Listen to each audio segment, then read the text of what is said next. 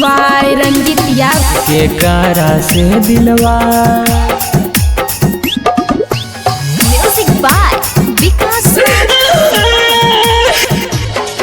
अग के कारा से दिलवा जानू गेला गईले हाखी हमरो के बिस्तरले हाखीना। अग के कारा से दिलवा जानू गेला गईले हाखी हमरो के बिस्तरले हाखीना। अपन पगलवा के रोले हाथी दूसरा के हंसले हाथीना।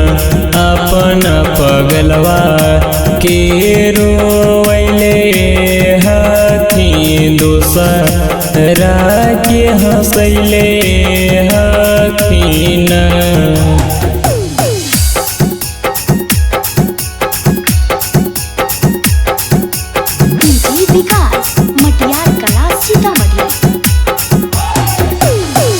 कारा से दिलवा आगे को नहीं वादा पूरा कैले हकी असरा जावन धरले हकी गे। आगे को नहीं वादा पूरा कैले हकी असरा जावन धरले हकी गे। अपन पगलवा के रोले हकी दूसरा के हंसले हकी गे। अपन पगलवा के रोले हकी दूसरा के हंसले हकी गे।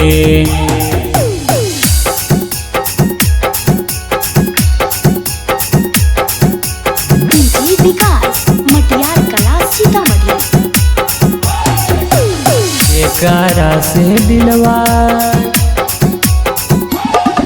सुरेंद्र नीरजवा के साटले हाथी दूसा मन बानले हाथीना।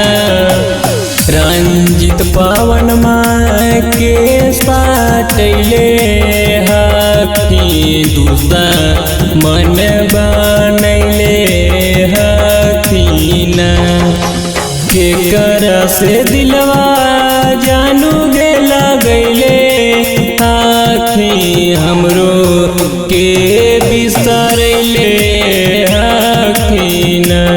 अपन पगलवा के रोवैले हाथी दूसरा के हंसले हाथीना। जनता रिकॉर्डिंग स्टूडियो कुतरुचक।